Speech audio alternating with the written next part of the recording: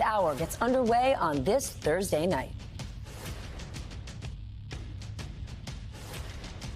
Good evening once again. I'm Stephanie Ruhle. Partisan fireworks erupted on Capitol Hill earlier today in a hearing for the so-called Weaponization of Government Committee, which, of course, is led by Ohio Republican Jim Jordan. The witnesses were three self-described FBI whistleblowers who Jordan and his fellow Republicans said would show that the FBI was biased against the right. But NBC reports that yesterday, the FBI warned Jordan in a letter that two of these three witnesses, quote, lost their security clearances because of their conduct in January 6th cases, brought into question their allegiance to the United States. But that did not stop Jim Jordan. The hearing went on exactly as planned, and it was clear from the start exactly where both sides stood. Politics is driving the agenda in federal agencies. And maybe what's just as frightening is if you're one of the good employees in our government who come forward to talk about the targeting, you then become a target. You face retaliation.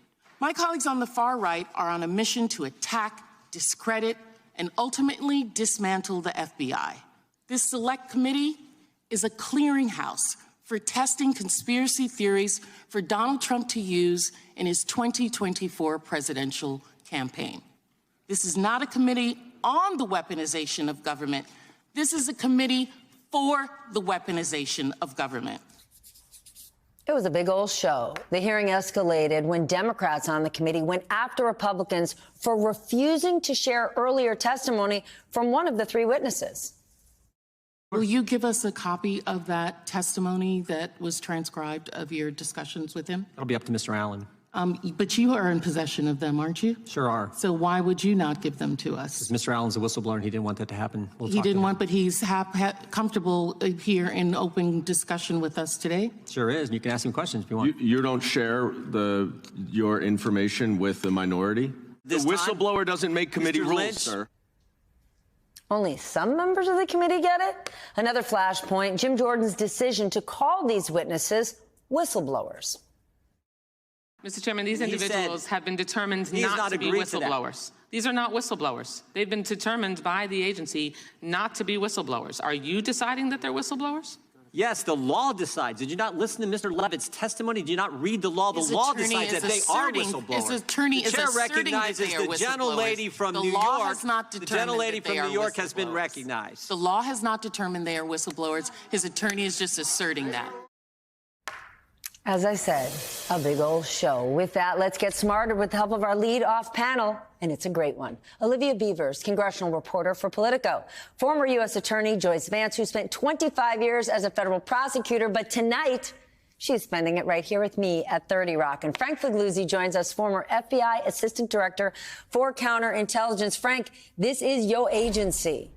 It seems like the FBI waved some pretty clear warning flags, red flags about these witnesses. But Jim Jordan said, I want them to testify anyway. As a former agent, what's your take? As a former agent and someone who cares deeply about a great institution, I saw a sad spectacle today, and I didn't see valid whistleblowers. Look, the real facts here, not the fiction that Jim Jordan was trying to promulgate today, are contained in an 11-page letter issued by the FBI in response to Jordan. Last night, he gets this letter, and all the facts are there about the real reasons why these employees had their security clearances revoked.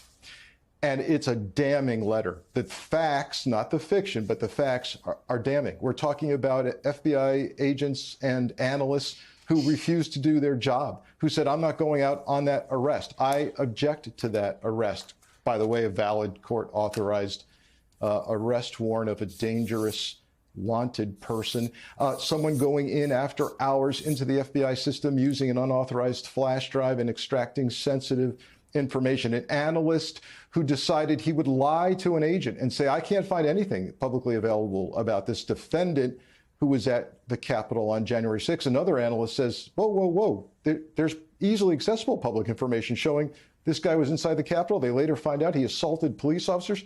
He was obstructing this investigation. So things cited in the revocation of clearances included a lack of allegiance to the United States of America, lack of candor during an investigation, refusing to do your job, violating security procedures with information technology systems. These are not whistleblowers. They've not come forward with a protected disclosure of waste, fraud, or abuse, criminal wrongdoing.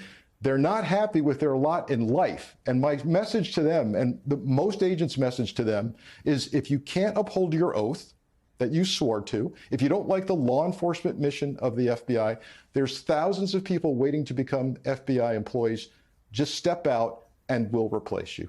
How rare is it to revoke someone's clearance when you're in the FBI? Like, what does it mean when it happens?